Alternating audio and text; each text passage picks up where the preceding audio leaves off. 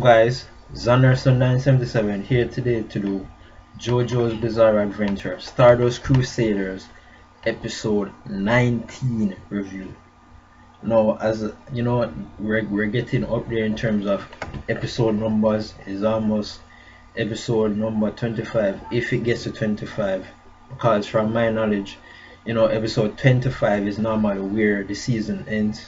So if that's the case for JoJo's Bizarre Adventure, who knows, maybe episode 25, 26, normally somewhere around there. It's now episode 19, so in my opinion it's been a good season, episode run for JoJo's Bizarre Adventure, at least in my opinion, even though it's not officially over yet, but liking it so far. And episode 19, right, it delivers as always. Now in this episode of JoJo's Bizarre Adventure, from last week's episode, we saw them decide to take that small plane to fly over Saudi Arabia to get where they need to get to cut out a lot of time, because flying really cuts down, and it really lets you travel a very far distance in a very short period of time. So they were going to use a small plane to get where they were going to. But at the very beginning of this episode, we get introduced to the stand, this stand that apparently appears inside of dreams.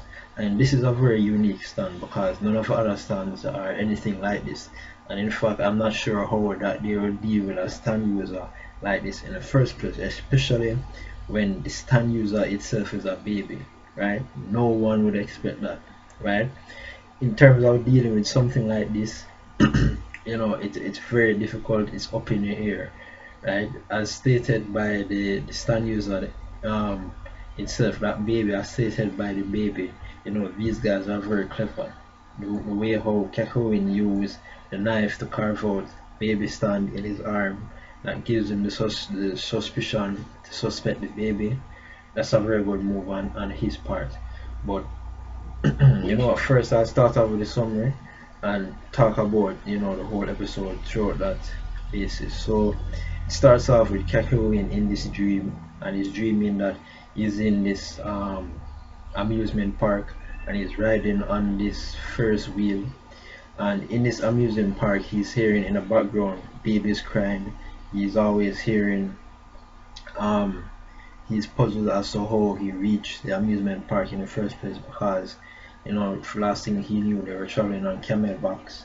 But apparently in this dream he saw a dog. So this dog and him was having the same dream.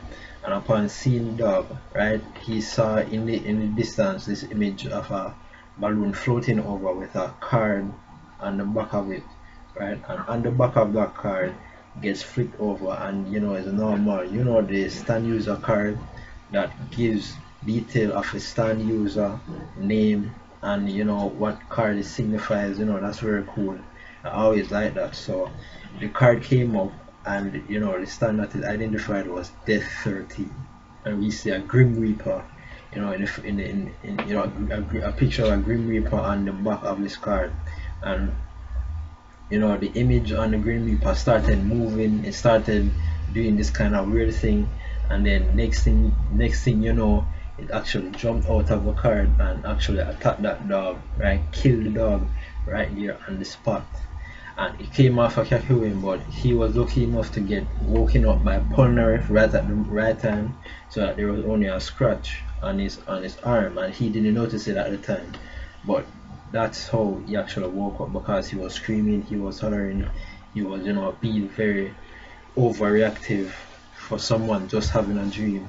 And he was woken up by Polnareff telling him that it's okay, we're supposed to set out to move out now by taking the plane to get where they need to go. And apparently Polnareff and him were sharing rooms. Jotaro and his grandfather already went out, so it was only down to them to begin to move out so that they could be on their way. When they went out of the hotel, they saw in the distance this dog, right, the same dog that Polnareff dreamed about in his dream, with the same injury, the same dog that was over there in the side. This kid was crying over it, that got their attention, and they looked and they realized that, yeah, that was pretty messed up. like someone just came up and stabbed the dog right in its head, and it was over there passed out, well, not passed out, it was over there dead in the corner from that strike. And Polnareff, he picks up that something was up, something was strange right there. So he began to question right there that something was up, something was strange, and he did the right thing. Now, when they got to the scene of the airplane, right? They got to the scene where they're supposed to be an airplane, right? Apparently, when they got there, there was some misargument or some misunderstanding going on, because someone is telling them that this baby needs medical attention because it has a high fever. So the same plane that Jotaro's father talked about selling, that Jotaro's father bought from this dude the night before, is telling him that an emergency is up, and they need to get this baby on their way to medical attention. So that was the argument. But push come to shove, they came to the realization that they themselves didn't need to get out of town, but since they wanted to go so bad, they could just bring this baby along with them, so that when they got to wherever they were going, they would get medical attention for the baby. And the funny thing is, after they decided to take the baby with them and went off, right? The woman who decided was talking like she was the baby's mother. She said that no, she wasn't the baby's mother at all, and she explained how something mysterious came over her to try to inspire her to try to give away the baby to the person so that the baby could be on his face. Something weird right there. So that was the first sign. Second sign was us. No, the first sign actually was when the baby was smiling right when they decided that, hey, let's just take the baby with us. Polnareff noticed something, this weird smirk on the baby's face. This baby has teeth like a vampire. I find that funny. Why should a baby have teeth like this? That makes no sense. So it have a really devilish looking, smirking, smiling looking face. So Polnareff noticed that shit. So that was the first sign. Second sign was actually when they went off with the baby. So that gives you the idea that this baby is in fact the Stand-User while they were flying, right? Polnareff and Kakyoin decided to have a nap, and upon both of them having their naps, they went back into the same dream. Polnareff said that this is the same dream that he was dreaming about before. It seemed that all his memories from before were restored while he is in the dream world, and being in that dream world, they saw the same corpse, the same body of a dead dog that they saw earlier. And Polnareff is taking it like, oh, this is nothing, this is just a dream. If it's just a dream, there's nothing to be worried about because just a dream is not reality.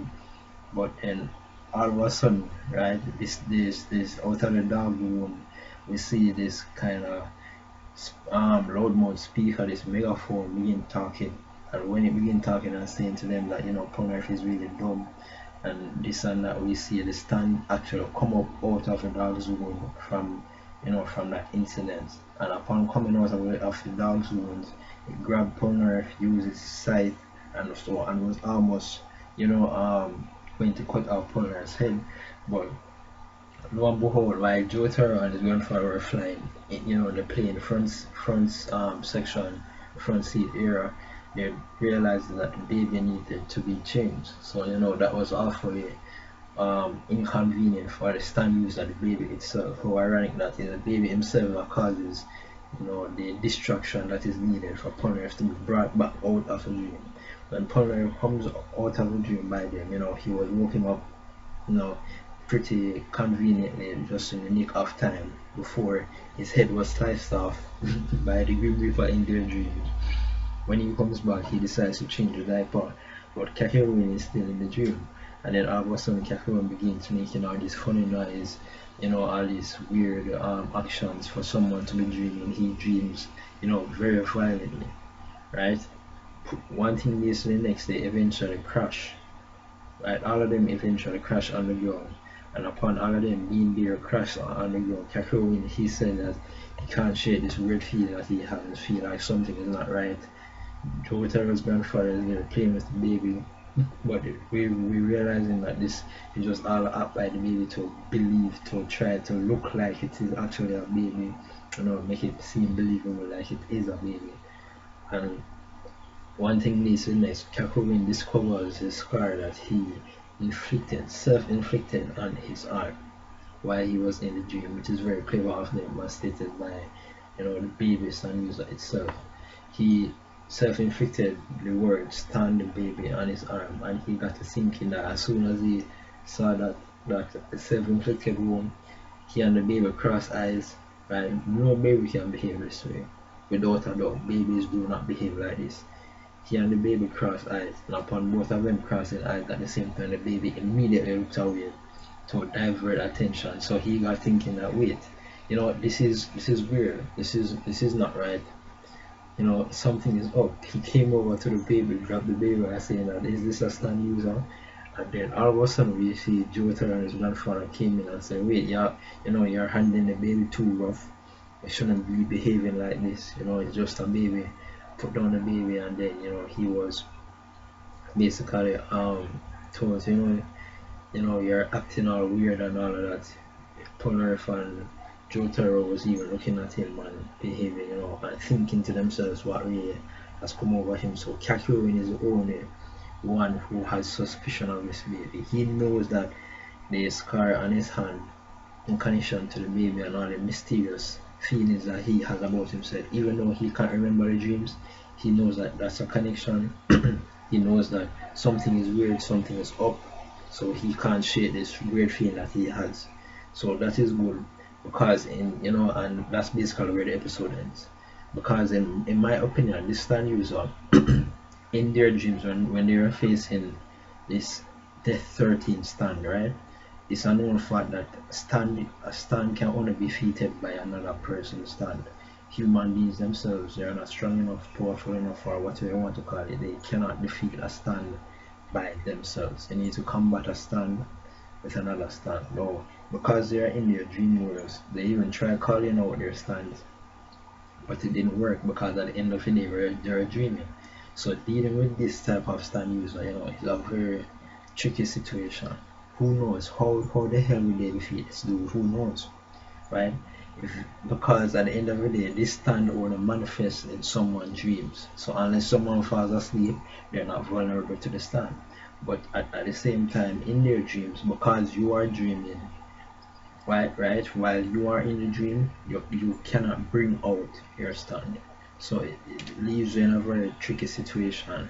Right now, I believe that this is one of the trickiest stands that they've had to combat in a long time, if not the trickiest. This is a very unique ability. How do you defeat a stand that only exists in a dream? I'm guessing only if you can somehow find a way to bring your stand into that dream. Who knows? But it leaves a lot of questions up there in the air. And right now they crash in the middle of Saudi Arabia, so they still have a good ways to go, and it's even revealed by them that they've been away from Japan for about a month. So they have a couple days left to try to get to Dio, defeat him, and remove the curse before Holly herself eventually dies. I think it's something like 50 days they had when they set out on the journey, and it's been about a month. So they went past 30 days, so it's about approximately 20 days left. That's my estimate, that's my guess. So they still have some time left, so they need to start picking up the pace. But keep in mind that ever since they left Japan, they have been relentlessly, right? This is ridiculous. They haven't even gotten a real place to rest or a real time to rest, because ever since they left Japan, they have all been relentlessly attacked by stand users constantly. So this is quite hectic. But overall, I like this episode pretty much. It's a unique stand with a unique ability, and it lets you think. It leaves a lot of things up in the air, like how will they eventually defeat this person? Who knows? So overall, I thought it was an awesome episode of JoJo's Bizarre Adventure, as always. So that's it. That's my review. Remember to recommend, subscribe. Sayonara.